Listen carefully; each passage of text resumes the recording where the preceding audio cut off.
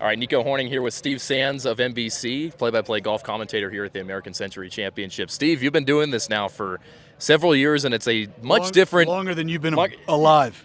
Maybe that too, 21 years.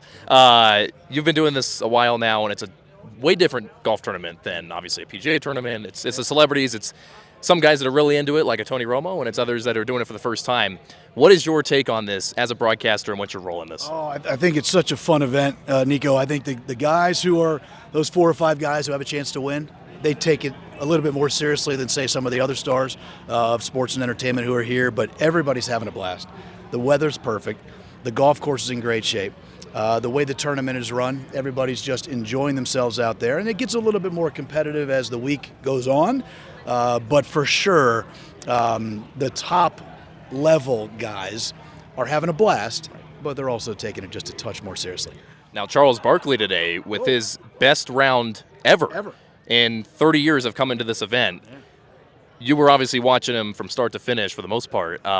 What was your take on his performance today? The best he's ever shot in stroke play was an 82. He shot an 81. The best he's ever had here in 30 years, as you said, coming here to the American Century Championship, was 3 points. That was in the first round a year ago. He topped that by 6. He was at 9 today.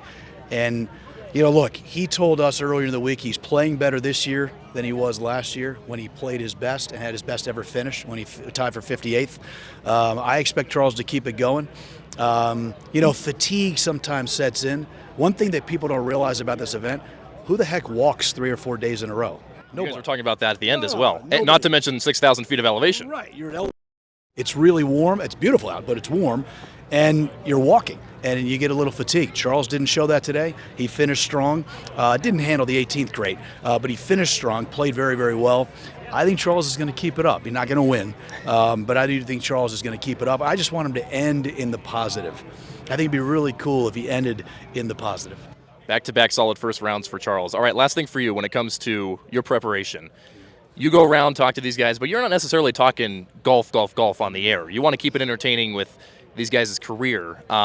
What's your approach on that, and how do you go about that and sharing their stories on the air? Look, when we met at Oakmont and we were chatting about this, I think our job when you do play-by-play is you're telling stories. The fans are watching. They can see the golf. They can see the beauty. What they can't see is what we get to see inside the ropes of these guys, what the players are like. You can root for players on the PGA Tour level or the celebrity level all you want. But what you want to do really is kind of know what they're like. Not what you're rooting for, but who are you rooting for. So when we walk the range and when we go around the greens and the short game area and the golf course during practice rounds, I think it's important to personalize the guys. You know, how you doing? Vinny Del Negro said he's played, this is his 7th round in the last year because he's had a bad back and he hasn't been able to hit balls. You know, people at home can relate to that. You know, Charles Barkley has been working his butt off at home in Scottsdale with his coach, Stan Utley, to try to prepare and get better for this. It's just like we do when we are playing with our buddies at home, or you have a match or a club championship or whatever the level is. So to me, our job is to be the conduit between the athlete and the audience. And the best way to close that gap is personalizing the guys, letting the audience know not only what they're rooting for, but who.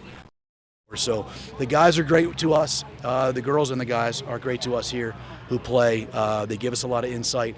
And it's about trust, as we talked about at Oakmont at the U.S. Open.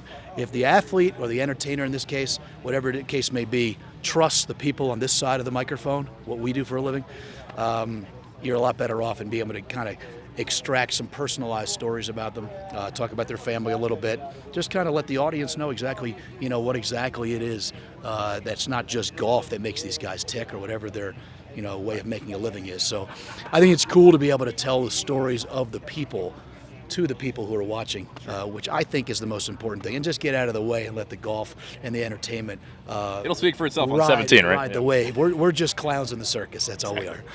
All right, Steve Sands, thanks for your time. Live on NBC, 11:30 Eastern tomorrow and Sunday.